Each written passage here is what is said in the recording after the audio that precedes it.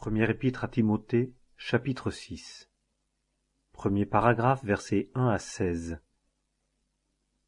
Que tous les esclaves qui sont sous le joug estiment leur propre maître digne de tout honneur, afin que le nom de Dieu et la doctrine ne soient pas blasphémés. Et que ceux qui ont des maîtres croyants ne les méprisent pas parce qu'ils sont frères, mais qu'ils les servent d'autant plus que ceux qui profitent de leur bon et prompt service sont des fidèles et des bien-aimés. Enseigne ces choses et exhorte.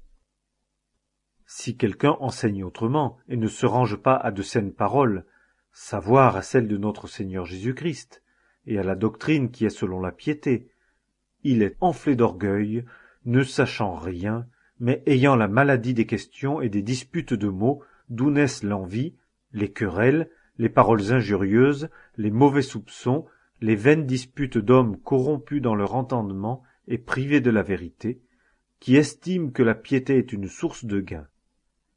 Or, la piété, avec le contentement, est un grand gain, car nous n'avons rien à porter dans le monde, et il est évident que nous n'en pouvons rien emporter. Mais ayant la nourriture, et de quoi nous couvrir, nous serons satisfaits. Or, ceux qui veulent devenir riches tombent dans la tentation et dans un piège, et dans plusieurs désirs insensés et pernicieux qui plongent les hommes dans la ruine et la perdition. Car c'est une racine de toutes sortes de maux que l'amour de l'argent. Ce que quelques-uns ayant ambitionné, ils se sont égarés de la foi et se sont transpercés eux-mêmes de beaucoup de douleurs.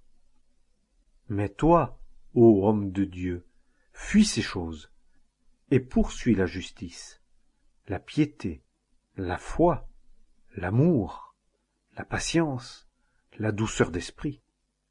Combats le bon combat de la foi. Saisis la vie éternelle, pour laquelle tu as été appelé et tu as fait la belle confession devant beaucoup de témoins. Je t'ordonne devant Dieu qui appelle toutes choses à l'existence, et devant le Christ Jésus qui a fait la belle confession devant Ponce Pilate, que tu gardes ce commandement, sans tache, irrépréhensible, jusqu'à l'apparition de notre Seigneur Jésus-Christ, laquelle, le bienheureux et seul souverain, le roi de ceux qui règnent et le Seigneur de ceux qui dominent, montrera au temps propre, lui qui seul possède l'immortalité, qui habite la lumière inaccessible, lequel aucun des hommes n'a vu ni ne peut voir, auquel soit honneur et force éternelle. Amen.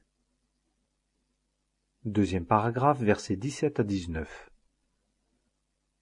Ordonne à ceux qui sont riches dans le présent siècle qu'ils ne soient pas hautains, et qu'ils ne mettent pas leur confiance dans l'incertitude des richesses, mais dans le Dieu qui nous donne toutes choses richement pour en jouir. Qu'ils fassent du bien, qu'ils soient riches en bonnes œuvres, qu'ils soient prompts à donner, libéraux, s'amassant comme trésor un bon fondement pour l'avenir, afin qu'ils saisissent ce qui est vraiment la vie. Troisième paragraphe, versets 20 et 21. Ô Timothée, garde ce qui t'a été confié, fuyant les discours vains et profanes et l'opposition de la connaissance faussement ainsi nommée, de laquelle quelques-uns faisant profession se sont écartés de la foi. Que la grâce soit avec toi. Première épître